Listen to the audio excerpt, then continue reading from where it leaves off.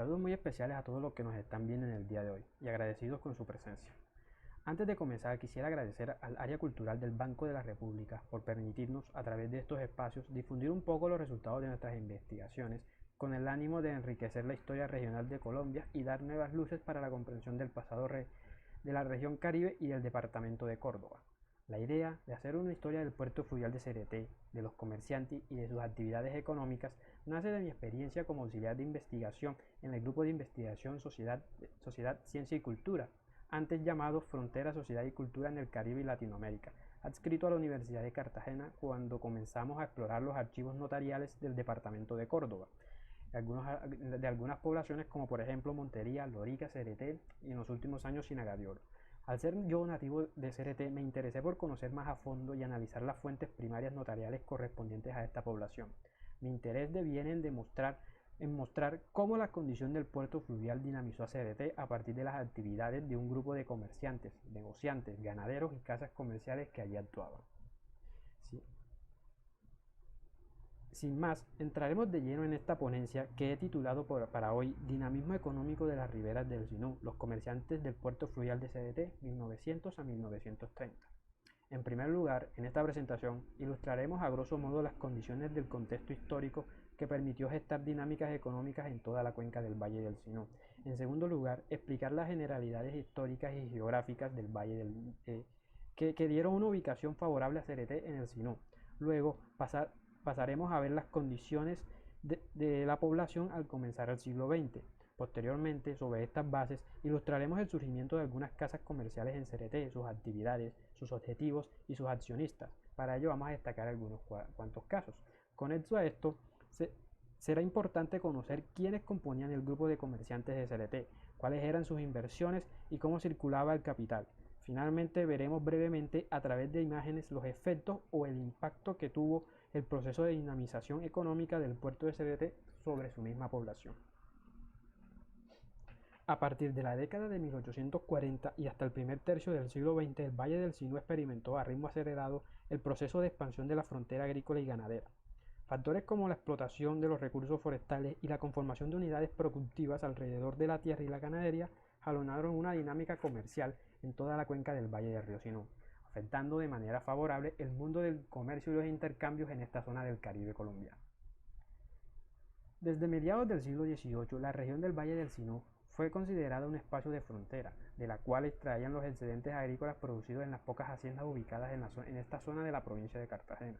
El Valle del Río Sinú, después de la independencia, se convierte en una frontera en expansión, cuyo desarrollo se dio por medio de dos vías. Las compañías explotadoras de géneros silvícolas y forestales que extraían madera, tagua, caucho y zarparrilla, y la hacienda agrícola ganadera. Esta problemática hay que entenderla como un proceso complejo, donde ambas vías se dieron de manera simultánea, pero que en ocasiones la actividad de la primera influye en el surgimiento de la segunda.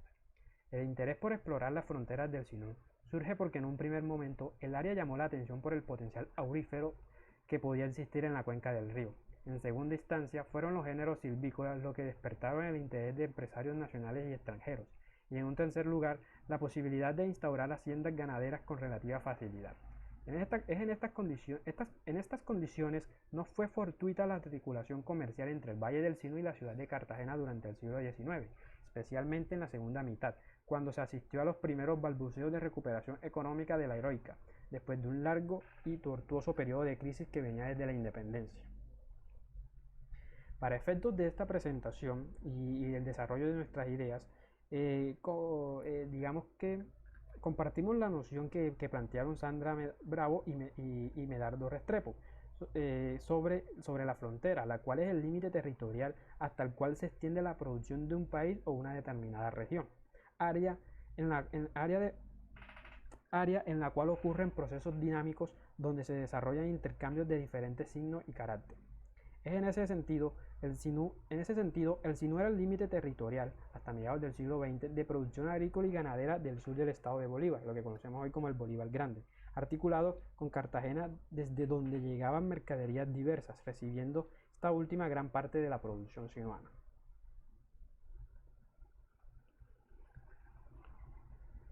Bien.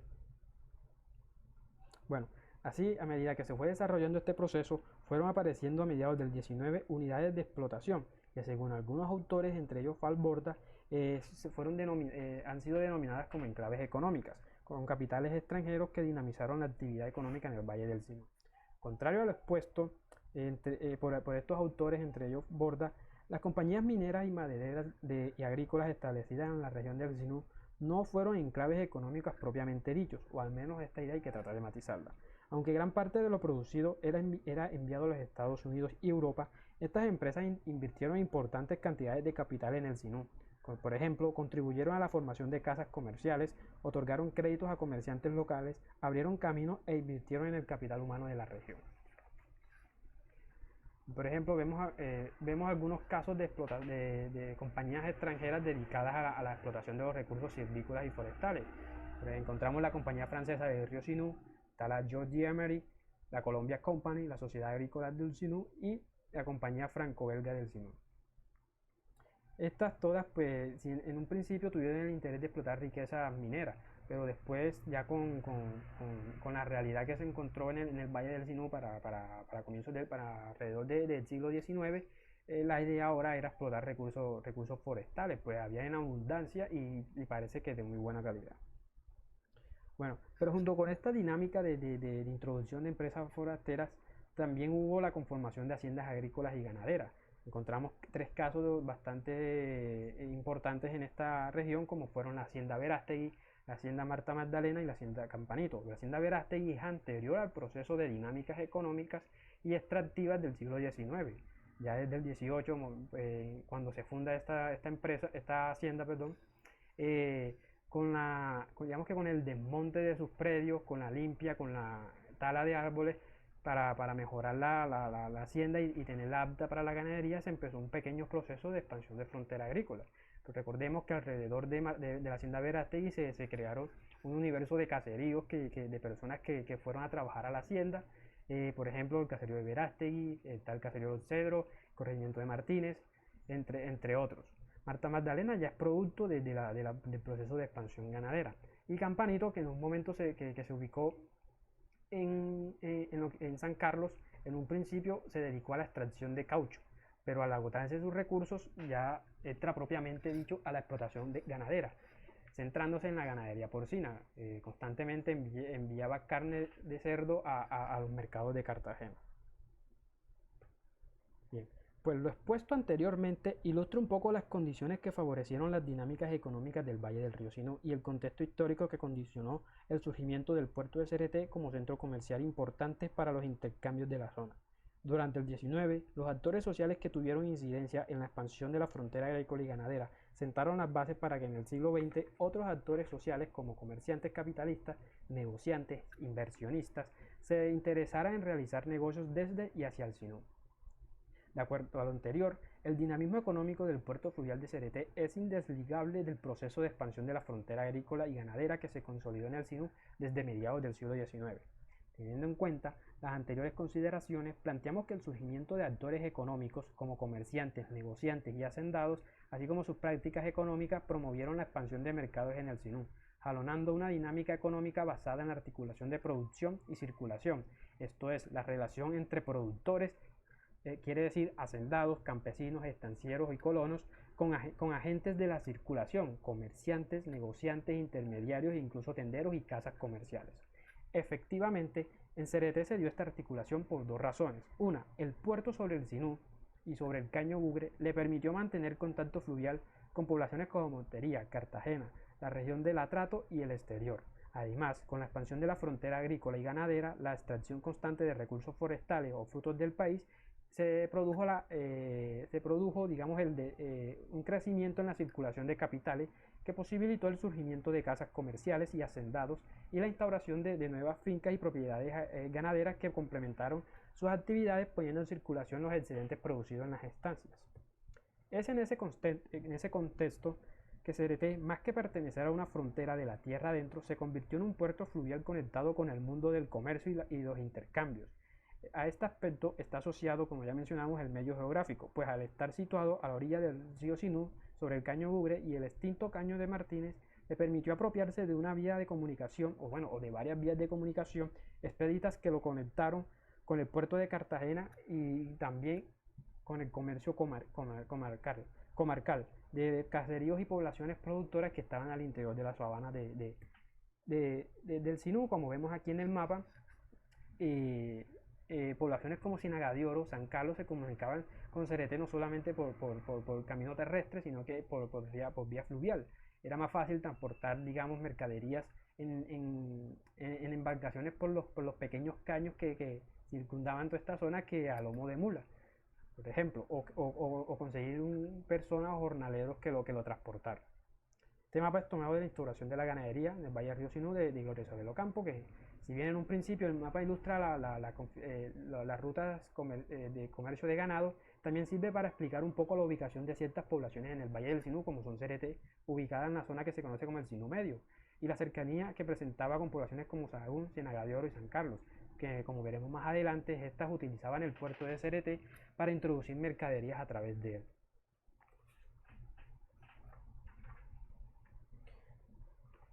Bueno, las características geográficas de Cereté fueron, digamos que privilegiadas para la población.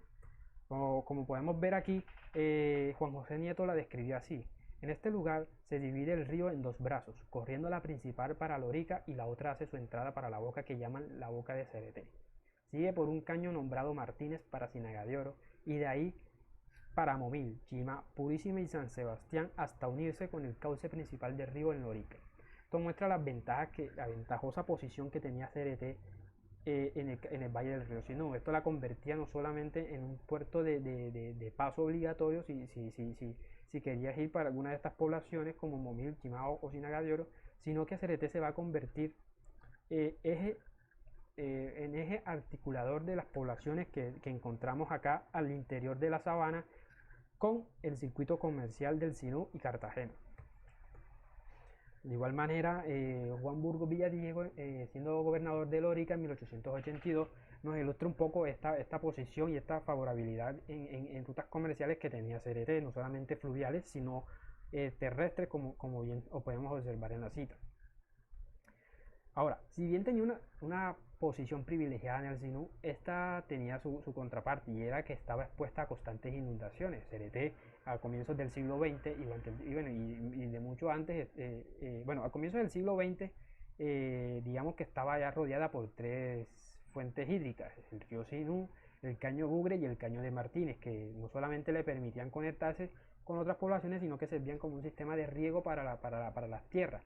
Pero esto tenía su parte negativa, y era que en invierno las crecidas inundaban toda la zona, dificultaban el comercio por los ríos y caños, el transporte por caminos de trocha, dificultaba también a los productores que deterioraba las cosechas, y también a los ganaderos que debían trasladar sus ganados a zonas más elevadas. Esto alteraba hasta cierto punto pues, el sistema de desarrollo del ganado, porque había que buscar lugares altos que tuvieran una buena capacidad de pasto. Bueno, aquí un poco el crecimiento poblacional de Cereté desde 1772, fecha del primer censo que se tiene de la población, hasta principios del siglo XX. Como observamos, a finales entre 1880 y las dos primeras décadas del siglo XX, el crecimiento es exponencial debido a la dinámica que hemos venido comentando. Pues había digamos, un incentivo por venir a poblar esta zona, pero también por venir a generar actividades comerciales. Y es así como muchas familias comerciantes de Cereté se van a radicar muchas familias comerciantes del Sinú pues se van a radicar no solamente en Lorica o Montería, sino también en Cereté para realizar actividades comerciales. Ahora bien, pasemos a ver cuál era la posición de Cereté a comienzos del 20 en el río Sinú. Al comenzar el siglo XX, Cereté crecía como centro urbano y de comercio en la cuenca del Valle del Sinú. El aprovechamiento de extensas sabanas para la agricultura, la ganadería, la cercanía al río, la circulación y consumo de toda clase de mercaderías y la fertilidad de esas tierras permitió que en ellas se conformara un grupo de comerciantes cuyos intereses y actividades imprimieron una dinamización en la economía local y regional. En las dos primeras décadas del 20, Cereté contaba con una población superior a los 9.000 habitantes. Era una sociedad heterogénea compuesta por colonos, campesinos, hacendados, comerciantes y algunos pocos profesionales. Sus calles principalmente eran la calle del Comercio, la calle de San Antonio, la calle de Ravisa, la calle de las Flores, Cartagenita, el barrio San José, barrio San Diego y la Albarada o calle del Puerto, donde se ubicaba el mercado. Efectivamente, Cereté en este momento ya era un pueblo en expansión, ya apareciendo nuevas poblaciones, no solamente alrededor de Cereté, sino que los barrios y las calles se iban extendiendo con la llegada de nuevas personas. Ahora, territorialmente Cereté tenía la calidad de distrito, y el cual estaba conformado por el casco urbano, obviamente, pero también por las poblaciones como Mateo Gómez y los caseríos de Retiro de los Indios, Venado, Corozales, Martínez, Ceibita, Caño de los Sábalos, Caracas, San Antonio, Corozo, Manguelito, Vilches, Esmeralda, Chuchurubí, Córdobas, que es hoy en día el municipio de los Córdobas, y la región de Río Canalete y Arbolete. Esto último se puede comprobar, pues Aires Nacimiento lo registra y cita la ordenanza 65 de 1912, pero también se puede corroborar en escrituras notariales de la notaría de Cereté a partir de 1916, que la región de, por ejemplo, Canalete y Arbolete figuran como corregimiento de Cereté en algunas transacciones comerciales. Incluso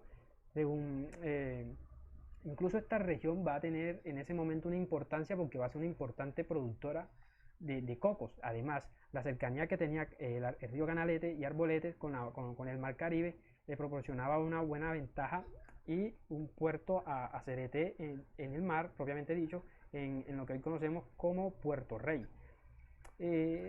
Hubo comerciantes que intentaron, digamos, negociar con el Estado la construcción de un puerto en esa zona, pero hasta donde hemos revisado la documentación no hemos encontrado qué tipo de respuesta les ha dado el gobierno a ellos. Pero tampoco hemos encontrado si estos comerciantes que motivaron o que incitaron la creación de puertos marítimos en esa zona tuvieron resultado o qué pasó con sus iniciativas.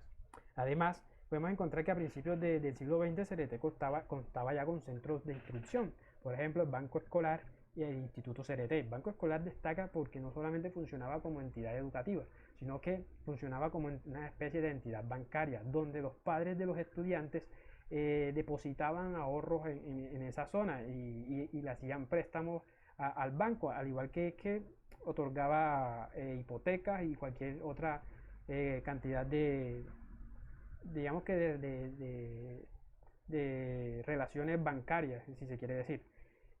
Nótese que en Cereté también proliferaban las fábricas de licores, como encontramos aquí, por ejemplo, estaba la propiedad, la de Francisco Padrón, la cual producía el ron Cristóbal, que también se le conocía como ron pálido, la fábrica de licores de Lázaro García, que además este señor tenía una fábrica de hielo y otra de cal en Ciénaga de Oro. Otras fábricas de licores van a estar un poco más en la clandestinidad, pero van a estar pero van a estar registrados los cultivos de cañas que habían. Por ejemplo, encontramos que cerca de La Madera y por la zona del distrito de Sahagún existían cultivos de caña que suministraban mieles a estas empresas, a estas fábricas de licores. Por ejemplo, existía el circoteatro construido por Raúl Piñeres, quien se va a convertir en un importante negociante de Alcinón, que no solamente va a estar metido en la construcción del circoteatro, sino que en la creación de entidades bancarias y en la fomentación de ciertas casas comerciales. Cereté además contaba con el Teatro Iris, que en ese entonces era famoso en esa zona por sus proyecciones de cine francés y lente. Hotel Colombia y el Hotel Cereté sirven para ilustrar un poco de la movilidad de personas que había en esa zona. Esto indica que a Cereté llegaba, no todos los días, pero sí constantemente a comerciantes a realizar algún tipo de negocios.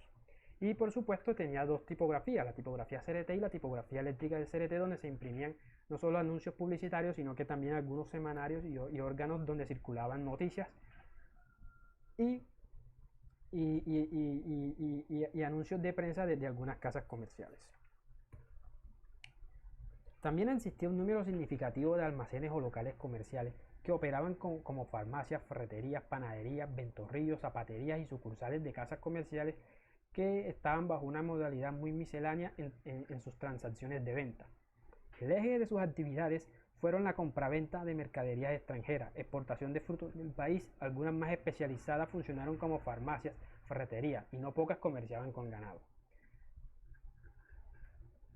Como veremos aquí, encontramos constantes anuncios en periódicos y semanarios que circulaban en CRT y en el Sinú sobre estas casas comerciales. Por ejemplo, Chagüe Hermanos, una de las más grandes que giró en CRT, figura como comerciantes y ganaderos. Por ejemplo, está el almacén el León, que muestra un poco digamos que el surtido que tenía y lo promociona pues de una manera un poco bastante interesante. Tenemos un tipo de casas comerciales más especializadas como la farmacia central, que promocionaba sus artículos, obviamente medicinas y drogas, pero también tenía unas secciones como para el cuidado personal, el cuidado de la cara, también el cuidado de la garganta y una sección especial dedicadas a las mujeres. Los sirio-libaneses también hicieron presencia en la población. Por ejemplo, el almacén Dandy de Jorge Saibi era muy conocido por importar una mercadería un poco más especializada. Por ejemplo, Jorge Saibi se atrevía a importar partes de automóviles e incluso automóviles, algunas fonografías, papelerías y hasta confiterías, todo de marcas extranjeras. La fábrica de jabones también proliferaron en CRT, especialmente entre Mateo Gómez y el caserío de Martínez. Existían fábricas que con el cebo de algunos ganados y cerdos fabricaban jabones que eran comercializados en el mercado comarcal, pero también llegaban incluso a Cartagena. El ron Cristóbal del que hablamos tenía una fuerte presencia en la prensa y como que era bastante comercializado en la región, además de que participaba en algunas exposiciones en Bogotá. Lo que decíamos hace un momento, los hoteles en CRT, y pues digamos, anuncios de prensa no solamente muestran la existencia de locales, sino que como vimos en el anuncio de Almacén El León, también había una articulación constante con el puerto de Cartagena. Por ejemplo, esta cita es extraída de una escritura de protesta levantada en 1917. El capitán de la embarcación relata cómo la embarcación, cuando entran al Sinú en la noche, sufre una avería y producto de esta avería chocan contra un tronco de un árbol que transportaba el río, perforando el casco. Por tanto, la bodega se empieza a llenar de agua y la embarcación se hunde. Ahora, el patrón de la embarcación, como se le conoce al capitán en los documentos, levanta una escritura de protesta para salvar su responsabilidad de los hechos.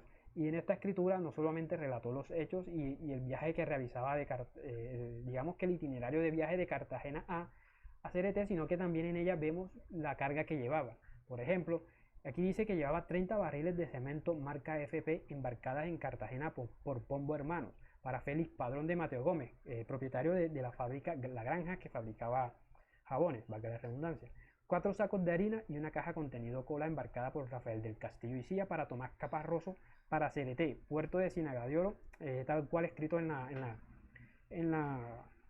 escritura. Hemos encontrado en escrituras notariales de Ciénaga de Oro que Tomás Caparroso era un comerciante y tenía sus casas comerciales en Ciénaga de Oro principalmente, pero que con el tiempo había alguna otra sucursal en CRT y Montería.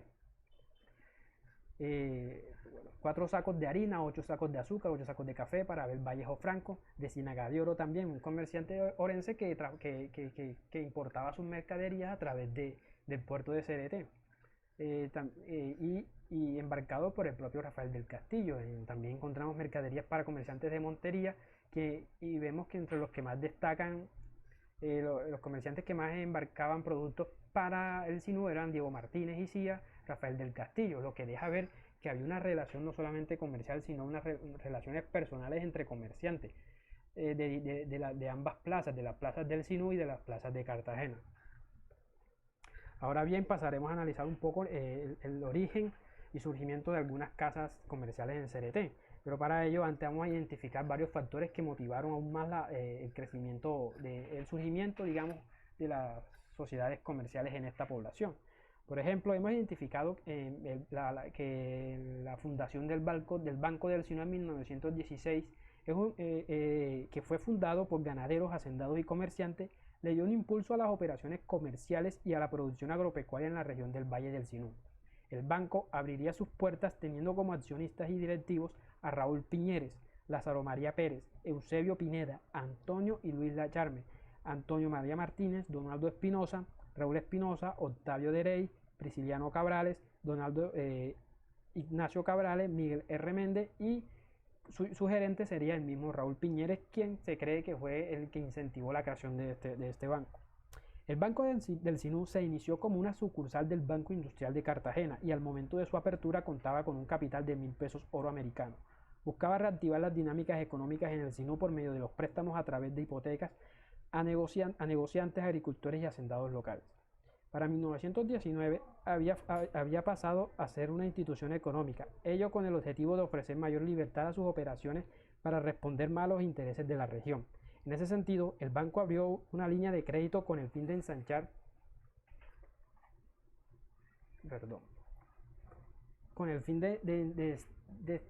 sus operaciones y con ello crea la sección de ganadería, lo que le va a permitir estrechar relaciones con comerciantes y ganaderos de esta región.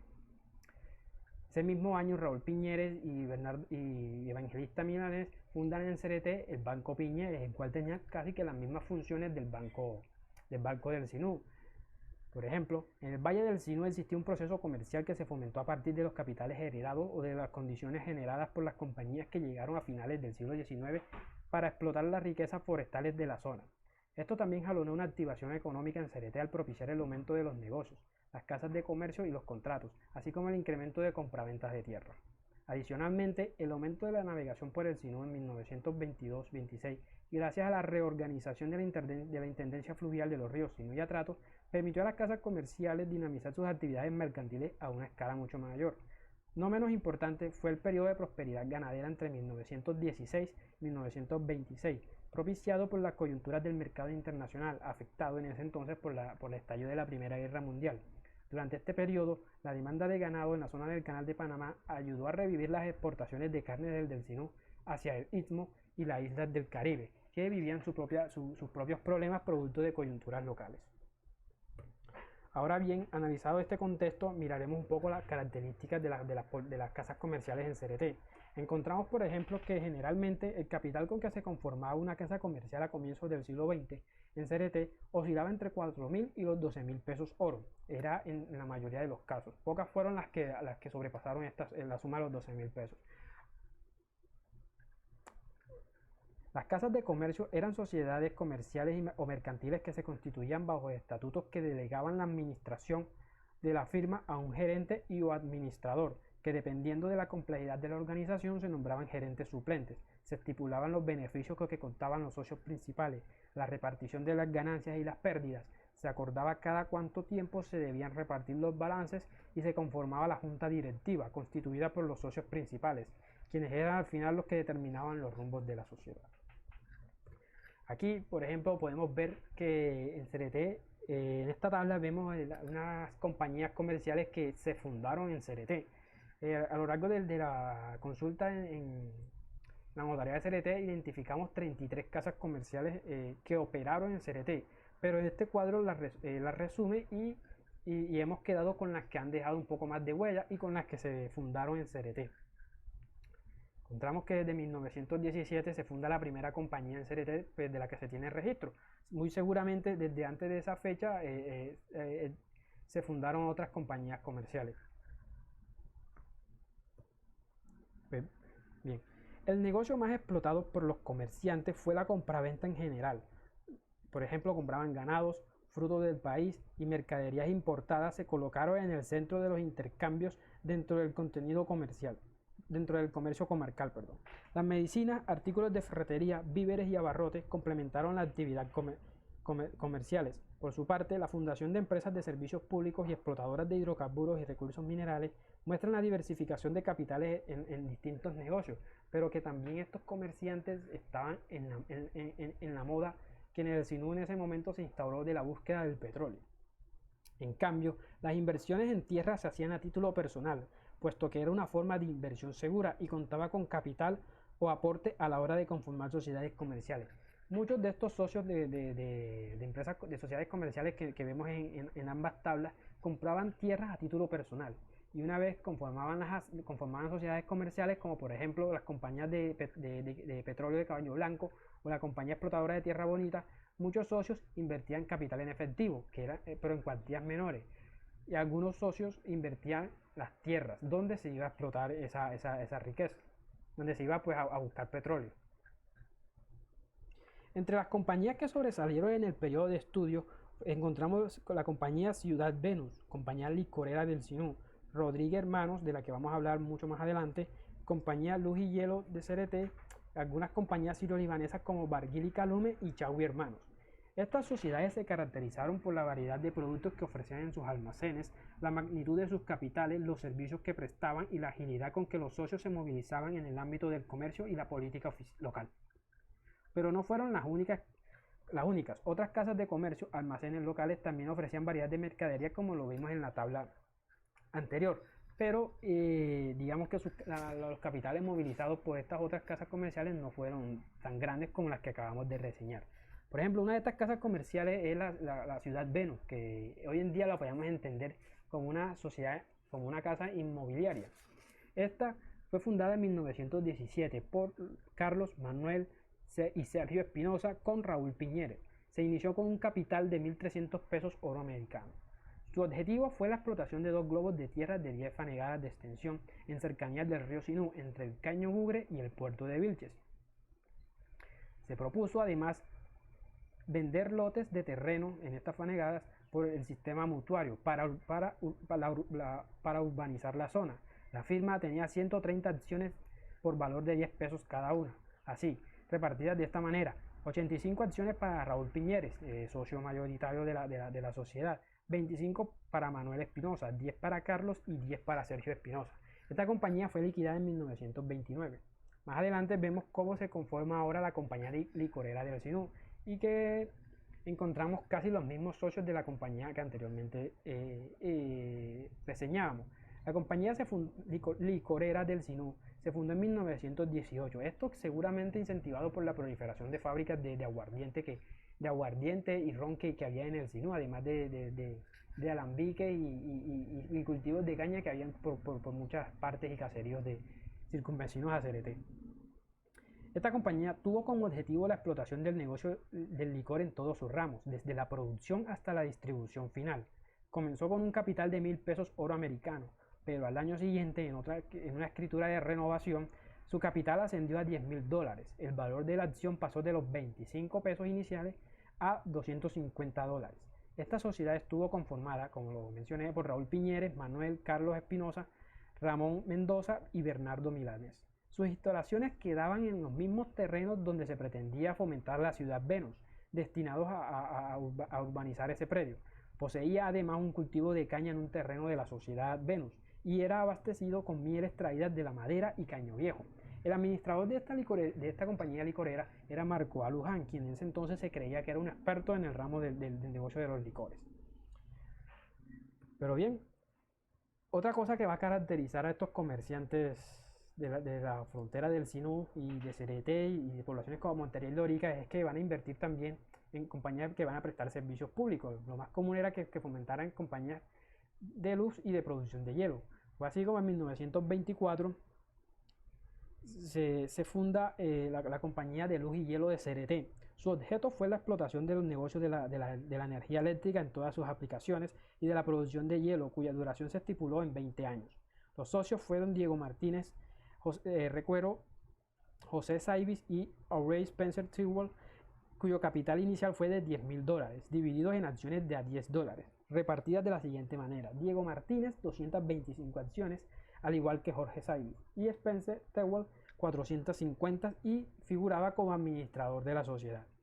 La sede de la compañía de luz y hielo estaba ubicada en Vilches, en un solar donde estaba el edificio en el que funcionaba la maquinaria. Los bienes y la maquinaria lo había adquirido Diego Martínez Recuero un año antes.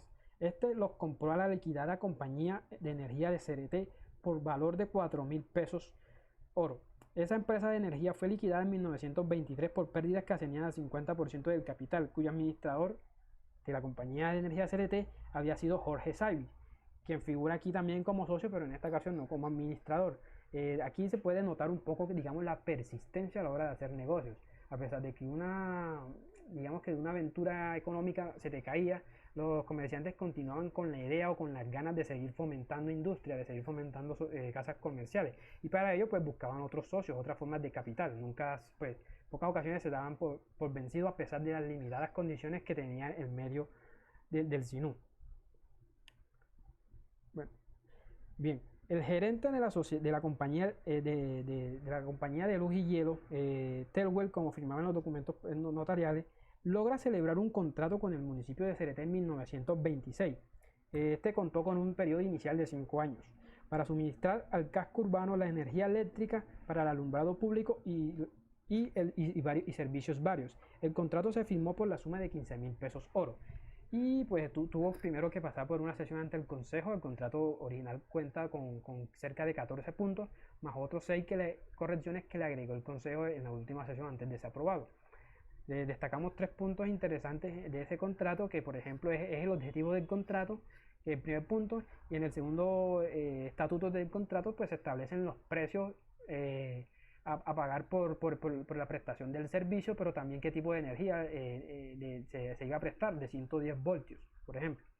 Y en el estatuto número 5 se hablaba del horario que debía cumplir la compañía para la prestación del servicio. Bien, estos casos permiten resaltar, como lo ha demostrado Carlos Dávila para otros contextos colombianos, que el accionar de negociantes y comerciantes no se suscribió a los servicios, no se suscribió solamente a la especulación con frutos del país. También incursionaron en el suministro de servicios públicos y el control administrativo de algunos monopolios, como el del licor y el del tabaco, ante la necesidad de los gobiernos locales de obtener recursos para financiar sus programas de gobierno e incluso guerras o conflictos.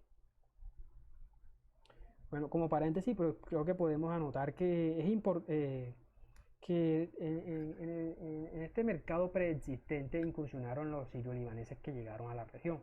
Por ejemplo, en Cereté se conformó, como lo vimos en la tabla, la sociedad comercial Barguil y Calume, conformada por la familia José y Miguel Calume y los hermanos Elías y Milán Barguil, la cual inició operaciones con un capital de 44.285 pesos oro americano y una proyección de funcionamiento de 5 años. Su objetivo fue la introducción y venta de mercaderías extranjeras, compraventa de ganado, compraventa de frutos del país y todo tipo de operaciones comerciales permitidas pues, por el Código de Comercio de la época. Los socios aportaron a la sociedad varios bienes raíces avaluados en cifras considerables para la época. Por ejemplo, los Calumes aportaron 39.377 pesos oro americano, pero representados en bienes raíces ubicados entre Cereté y San Pelayo, al igual que aportaron ganado, y este avaluado en 11.577 pesos. Es decir, que muchas veces para fomentar una sociedad no era necesario tener un capital, digamos, a la mano, un capital, como diría uno, al menudeo, sino que la tierra, como vimos hace un momento, se convirtió en una forma de inversión muy segura y que una forma de soportar las inversiones en sociedades comerciales. Por eso a estos sirios libaneses pues se les hace, digamos, un poco más sencillo pues fomentar una sociedad mercantil dedicada pues a no solamente a la compraventa de mercaderías, pero también con fuerte, digamos, influencia en la ganadería. La función de las sociedades o casas comerciales era la concentración de capital para competir en las mejores condiciones en el crisol de negocios que se abría en un mercado en expansión, lleno de oportunidades, pero también con riesgos en las volubles áreas de frontera. Por ello, la principal característica del comerciante costeño a final del siglo XIX y durante gran parte del siglo XX era la agilidad para saber reconocer nuevas fuentes de participación mercantil y la versatilidad para dominar simultáneamente varios oficios, que en el contexto sinuano que nos ocupa se traduce no solo en la especulación con frutos del país, sino también en la inversión alrededor de la ganadería y de la tierra, como bien hicieron Barguil y Calume, como bien hicieron los que fundaron las compañías de petróleo, como bien hicieron Raúl Piñera al fomentar la sociedad Ciudad Venus. Ahora bien, vamos a pasar un poco a ver quiénes conformaban el grupo de comerciantes y cómo estaba caracterizado. Los comerciantes de Cereté conformaban un grupo social heterogéneo con diferente nivel de participación en el mercado y correlativamente en la producción agrícola industrial incipiente del Sinú. Conocer las lógicas que guiaron sus labores comerciales y productivas, así como su relación con el poder local, nos permitirá precisar los alcances y las limitaciones que tuvieron estos agentes de la circulación y consumo en un puerto menor fluvial como Cereté. No menos importante será abordar los entramados familiares que les sirvieron de sustento para desarrollar las labores comerciales, pues las casas de comercio eran conformadas en la mayoría de los casos por integrantes de una misma unidad familiar, es decir, se fue consolidando en el SINU es decir, que la familia se fue consolidando en el SINU como la principal institución económica a la hora de hacer negocios. Cabe decir que la familia de comerciantes se caracterizaban por ser estructuras patriarcales extensas y prolíficas. Se preocupaban siempre por tener reconocimiento, respeto y distinción ante la población. Además, conformaron organizaciones comerciales distintas destinadas a proteger los intereses capitales familiares. Como es sabido, en Colombia la familia se constituyó como la unidad empresarial predominante, pero para el caso del SINU, el término de familia empresaria no aplica en el sentido estricto de la palabra. Según Paloma Fernández y Andrea Lunch, familia empresaria define a aquellas familias con diverso grado de lazo de parentesco sanguíneo o espiritual, que a lo largo de varias generaciones tiende a realizar inversiones productivas en distintos negocios en los que no necesariamente se controla ni propiedad ni gestión, con el objetivo de hacer perdurar los valores y la continuidad de dicha familia en el tiempo. Por tanto, partiendo del análisis de las escrituras notariales, notamos que en Cereté existieron grupos de familias negociantes que actuaron con dinámicas parecidas a las grandes familias empresariales, pero que sus esfuerzos por hacer perdurar sus negocios y los capitales movilizados fueron mucho más reducidos, tal como veremos a continuación, obviamente reducidos y condicionados por el contexto en el que se encontraban. Entre estos grupos de comerciantes, pues encontramos que estaba conformado principalmente por varias familias. Estas familias que aparecen aquí no eran las últimas, pero eran de las familias que más registros dejaron en el acervo documental consultado en la Notaría Única de Cereté. No solamente hubo grupos de familias que se dedicaron al comercio, sino que también hubo comerciantes individuales que esa misma condición les permitió moverse en distintos aspectos de las dinámicas económicas, como veremos más adelante. Un ejemplo, la familia Milanés García. Fue conformada por el matrimonio entre José Antonio Milanés y Amelia García, de cuya unión nacieron 6 hijos, algunos de los cuales se dedicaron al comercio y a la ganadería, entre ellos Evangelista, Rafael, Bernardo y José Antonio Milanés García, además de sus hijas Amelia y Antonia Milanés García. Esta próspera familia era de procedencia política conservadora y estuvo activa no solamente en el comercio, sino que en la administración pública y hasta en la política. Y, por ejemplo, tuvieron una estrecha relación con la familia Espinosa de Cereté, conformando lazos de consanguinidad, lazos sanguíneos, pues, a través de varias uniones matrimoniales, que ayudaron, digamos, a mantener el capital unido de esa familia, no solamente con estas uniones, sino con la conformación de sociedades comerciales. El más reconocido integrante de la familia Milanés García fue Evangelista, casado con doña Adriana Espinosa. Sus actividades siempre fluctuaron en dos corrientes, una dedicada a la función pública, a las funciones políticas y a la administración pública, y la otra a los negocios comerciales. Evangelista Milanés fue alcalde de Cereté entre 1918 y 1920, pero luego dejó el cargo para convertirse en notario de esta población entre 1920 a 1923. Todo, pues, hay constancia de esto, pues, en las escrituras notariales de dichos años. Como alcalde, le tocó lidiar contra los fuertes ataques de la opinión pública por el mal estado de los caminos y la pérdida de algunos caños y canales que en otro tiempo servían como vía de acceso a las poblaciones cercanas a Cereté. Para ese entonces el caño de Martínez estaba enfrentando un fuerte problema de erosión que lo había secado casi en la totalidad,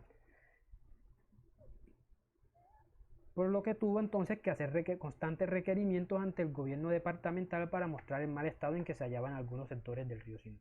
Por otra parte, la faceta de comerciante y empresario se desarrolló antes y después de sus servicios públicos. En el periodo de 1915 al 16 participó como accionista de la fundación del Banco Piñeres en Cereté, el cual era una sucursal del Banco de Sinú. Era como tal una institución financiera y de reconocida transacción comercial. Entre otros socios participaron de este proyecto los señores Manuel Guzmán y Raúl Piñeres, como ya mencionamos. Paralelo a lo anterior, en ese mismo año comenzó a invertir en bienes raíces en la cabecera del distrito y a las afueras de la cabecera municipal, principalmente en terrenos ubicados entre Cereté y San Pelayo. Por ejemplo, también vemos que en 1920 compró en San Pelayo por medio de pacto de venta, por medio de escritura de venta con pacto de retroventa, 2 predios sembrados con pastos del Pará, llamados Las Guamitas y La Majagua, los cuales fueron vendidos por Esteban Peralta por valor de 1.000 pesos. Además, este pacto estipulaba que Evangelista tenía derecho a cebar en esas propiedades hasta 200 reses vacunas en dichos que fueran de él. Pero tras la muerte de Peralta, el año siguiente, hizo que Milanés cancelara el pacto y devolviera los predios a Estanislao Peralta, hijo del vendedor. También durante este tiempo, Evangelista Milanés había invertido en negocios de producción y comercialización de coco. Poseía en el caserío del Retiro de los Indios una finca compuesta de 300 árboles de coco, 3 cabullas de platanar y 3 cabullas de terreno en rastrojo.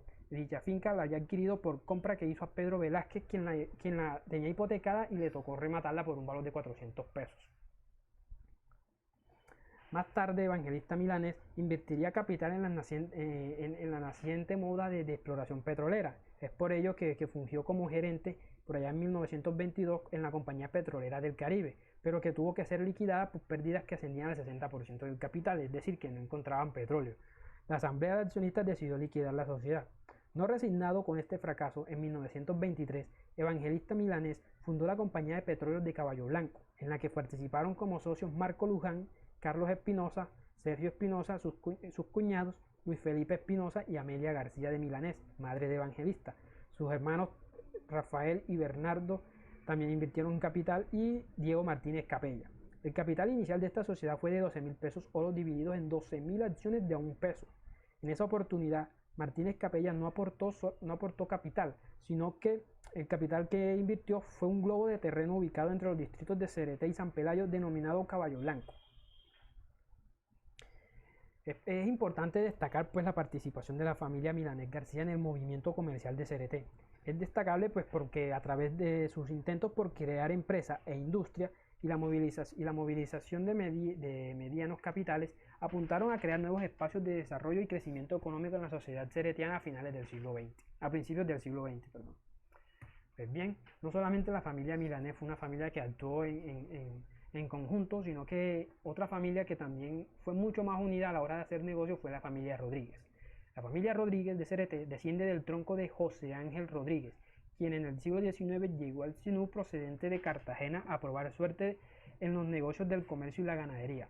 Durante esa época fundó la casa comercial José Ángel Rodríguez y Cía, la cual giraba en Cereté, siendo la precursora esta de la actividad mercantil que tendrían los Rodríguez en el siglo XX ceretiano. Me refiero a los hijos de José Ángel Rodríguez, entre ellos Heriberto, José Ángel hijo, Amilcar, Eustaquia, José María y Aurelio.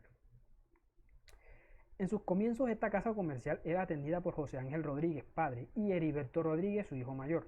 El primero dirigía los negocios ganaderos, mientras que Heriberto se encargaba de las mercaderías o frutos del país.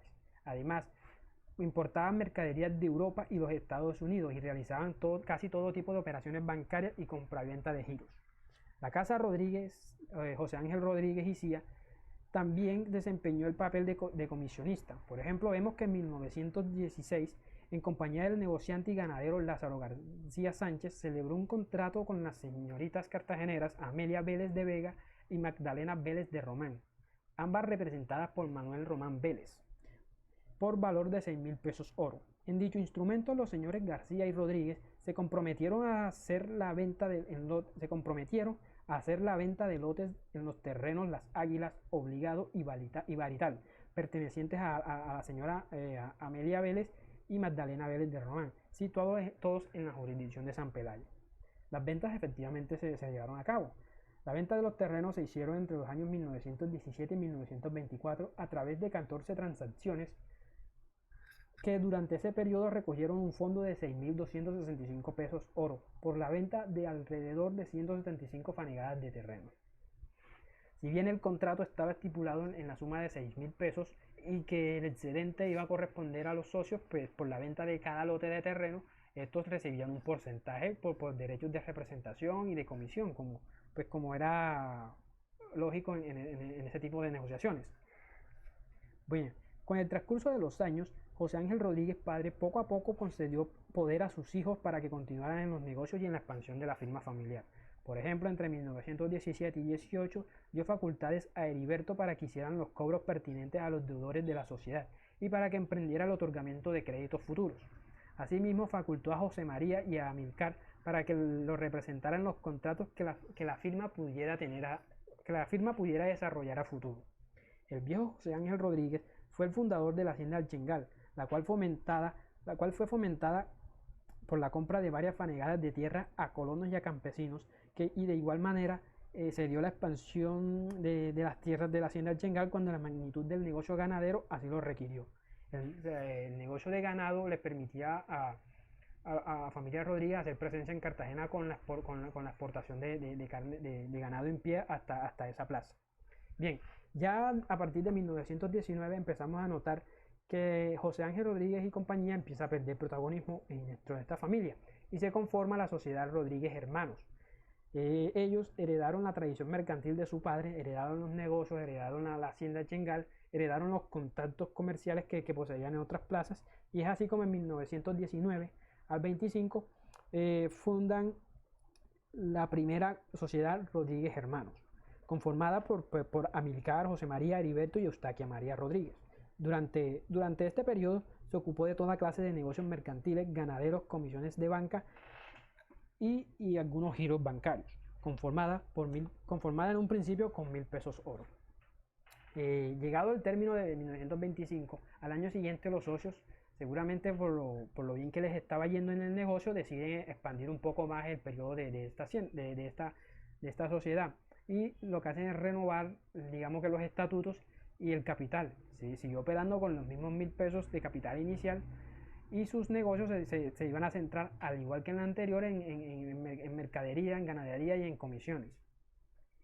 Pero esta sociedad, esta segunda fase, que se inició con una duración, o que se pretendía con una duración de 8 años, tan solo duró un par de años, porque la temprana muerte de Heriberto Rodríguez cambió el horizonte de la sociedad. Esto demuestra que Heriberto Rodríguez era el eje central de las actividades mercantiles de Rodríguez Hermanos y de la familia Rodríguez ya a partir de la segunda década del siglo XX.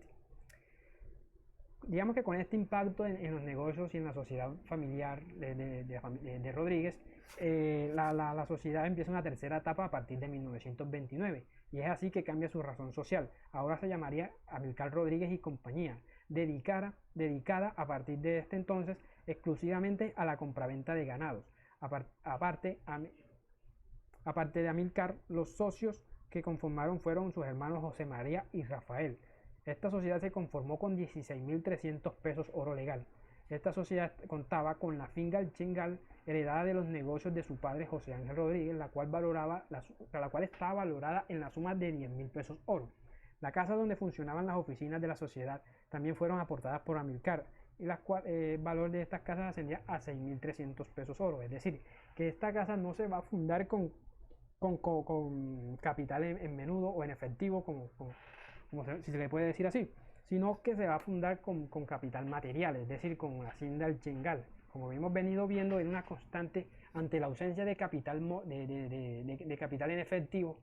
El capital pasivo se convertía en una forma de inversión segura para la conformación de sociedades comerciales.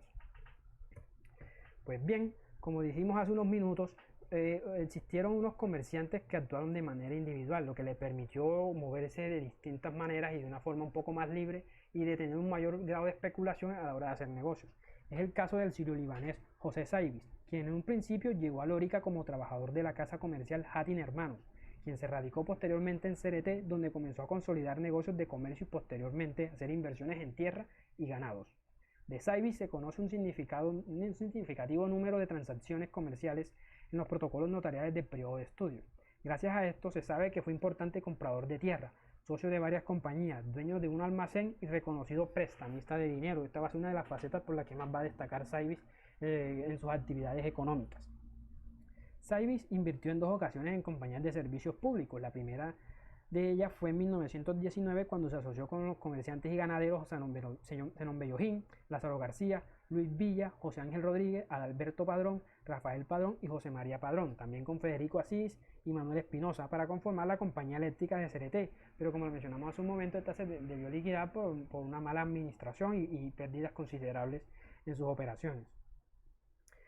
Al año siguiente de esa liquidación se asoció con Diego Martínez R. y Aureis Spencer Terwell para conformar la Compañía de Luz y Hielo de Cereté, en la cual Saibis ya no fungía como socio administrador, sino más bien como socio capitalista. Además, Saibis instaló una tienda de mercaderías y frutos y se dedicó a la agricultura, sembrando plátano y palma de corozo. Posteriormente estableció un molino para moler corozo y extraer madera colorada que enviaba a Cartagena y a Magangué para su venta, y adquirió varias propiedades en la calle Chambacú de Cereté. Dentro de sus inversiones en ganadería, Saivis compró a la familia Padrón la pequeña finca que estos tenían en Martínez, la cual se componía de pastos y árboles frutales.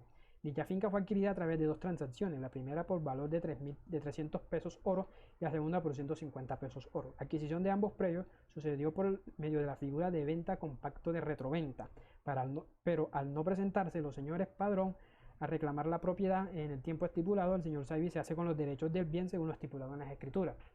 Las escrituras de venta con pacto de retroventa se van a convertir en un mecanismo para acceder a tierras ante propietarios que no tenían alguna posibilidad de recuperar sus inversiones a futuro. Bueno, bajo esa misma modalidad de escritura con venta de venta con pacto de retroventa, Saivis se hizo con los derechos de dos fincas, de una finca de 2 fanegadas y media de tierra ubicada en la mancomunidad de Puchaca, cercano al caserío de Manguelito, en el año de 1919. Esta pequeña finca estaba compuesta por pasto pará y localizada frente al caño conocido con el nombre como Caño del Padre. Saivis la obtuvo por valor de 310 pesos oro americano por compra que le hizo a Próspero Blanquicet, o más bien Próspero Blanquicet se la empeñó a José Saivis por la suma de 310 pesos con el fin de recuperarla al año siguiente, pero esto nunca sucedió. Y es así como en 1920 Saivis se queda con los derechos de posesión sobre este terreno.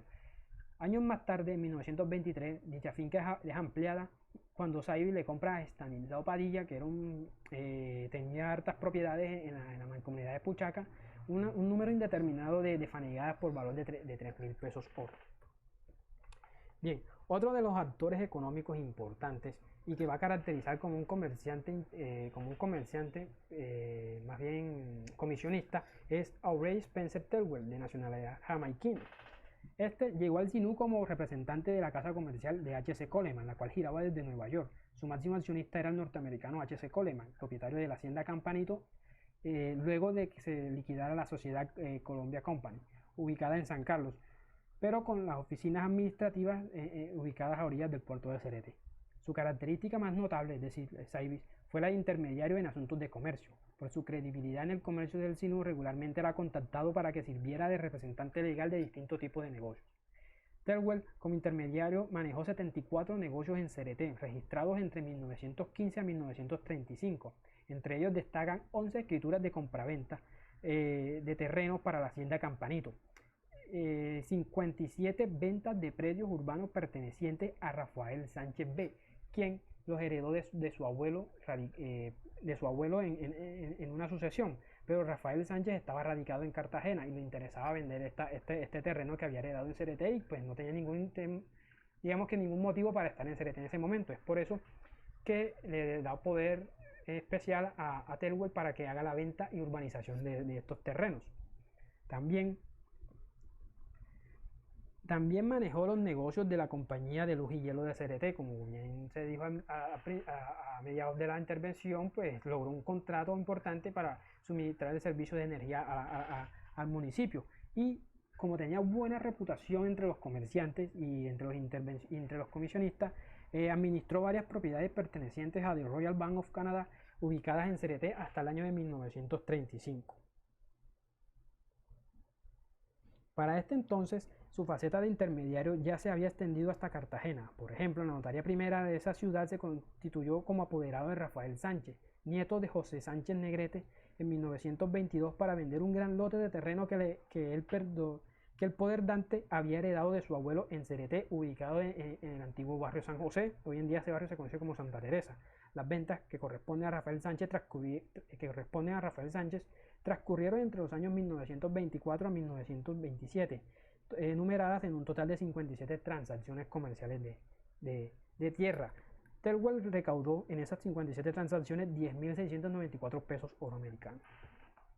Pues bien, ya para ir cerrando, podemos observar que la articulación comercial de Cereté a través del puerto con las demás poblaciones del Sinú y con la ciudad de Cartagena permitió que la economía de la población se desarrollara para dar paso a nuevos proyectos urbanísticos y de crecimiento social, los cuales beneficiaron a esta localidad. Los efectos de esta dinámica son apreciados en el crecimiento y ordenamiento urbano en la construcción de nuevas edificaciones y en la llegada de establecimientos comerciales, así como la creación de juntas pro-sinú debido digamos que al constante uso del río y a la sedimentación que propugnaba por el mantenimiento y el buen estado de la navegación del río. Las fotografías de la época nos permiten apreciar el desarrollo urbanístico y crecimiento poblacional mostrándonos la magnitud del desarrollo y del cambio de las edificaciones. Por ejemplo, vemos que al comenzar el siglo XX algunas casas de CRT pues, eran construidas de bareque y palma. Está, por ejemplo, el aspecto de la calle del Comercio empezando desde la orilla del río, de la calle de las Flores, perdón, empezando desde la orilla del río. Ya creo que para 1915 se crea lo que es la primera, o más bien se pavimenta la plaza central de CRT, que ubicada donde estaba pues hoy en día la actual plaza CRT.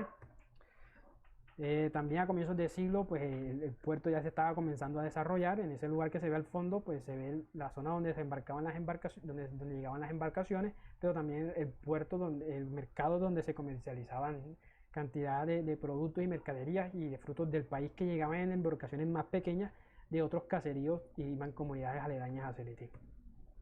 Con el paso de los años pues, y con la dinámica económica, la población va creciendo y las embarcaciones que llegan son cada vez más grandes. Por ejemplo, vemos aquí la lancha Damasco de Chagüí Hermanos que llevaba mercaderías al Sinú, en un arribo pues, al puerto de CRT. Ahora bien, con la urbanización y la creación de fábricas en los predios de Ciudad Venus, fue necesaria digamos, solventar la necesidad de cruzar de un lado al otro el río. Por ello que se van a poner en servicio algunos planchones para transportar no solamente gente, sino que van a transportar mercaderías que se bajaban en el puerto Bodegas de Vilches, otro puerto que tenía CRT, pero que estaba propiamente sobre el río Sinú.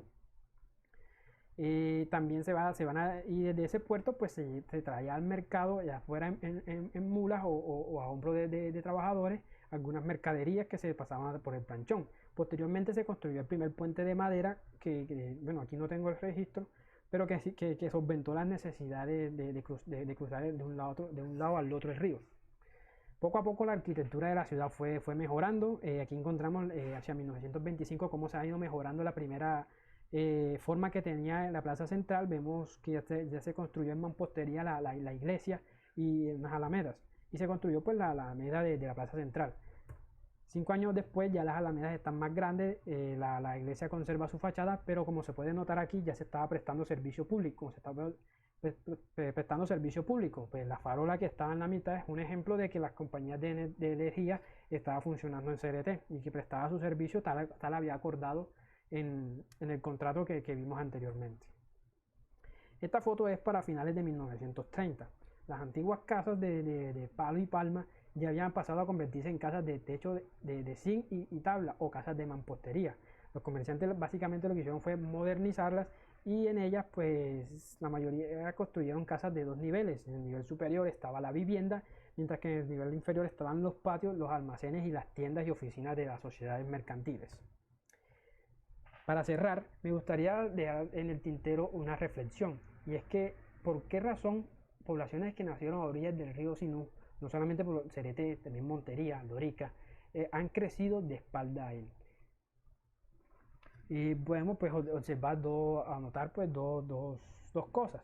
La primera es que la navegación por el río presentaba muchos inconvenientes, averías y hundimientos en las embarcaciones, costos elevados de los fletes, sedimentación y sequías durante épocas de verano. Estos factores afectaban la circulación y consumo en la cuenca del Sinú durante todo el año.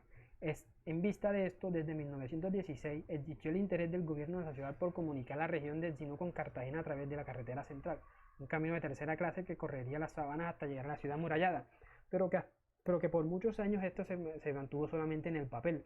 Fue un proyecto y que solamente hasta 1950 es cuando se construye realmente la carretera que hoy en día conocemos. Bien, la construcción de la carretera Montería-Cartagena en la década del 50 lentamente le fue quitando protagonismo al río en el tema de las comunicaciones. Ya los comerciantes no utilizaban lanchas a vapor para llegar hasta Cartagena. Los camiones y buses se convirtieron en los agentes que conectaban gentes y territorios de manera más eficiente y en muy poco tiempo. Efectivamente,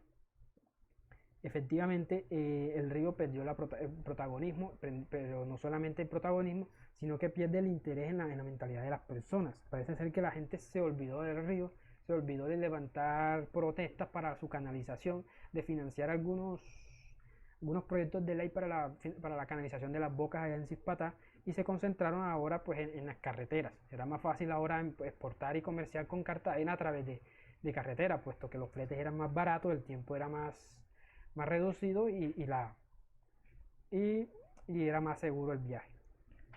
Ahora bien, para finalizar, con la dinamización del puerto, como ya lo hemos mencionado, Cereté se convirtió en el puerto de entrada y salida más importante de la zona media del Valle del Sinú, pues su ubicación hacía posible la conexión entre poblaciones como Sahagún, San Carlos de Colosiná y Ciénaga de Oro. Esta última aprovechó por mucho tiempo las ventajas que ofrecía el puerto de Cereté, tanto así que la empresa azucarera de Verástegui, integrada por Pombo Hermanos y Miguel Burgos y compañía, planteó la necesidad de construir una vía férrea para conectar a Verástegui con el puerto de Cereté a la altura del barrio San José, con el fin de sacar de la zafra la producción azucarera que ellos iban a tener. Bueno, sin más que agregar, quisiera agradecerles a todos por su presencia en el día de hoy, por acompañarnos en esta disertación, y pues estamos atentos a todas sus inquietudes. Muchas gracias.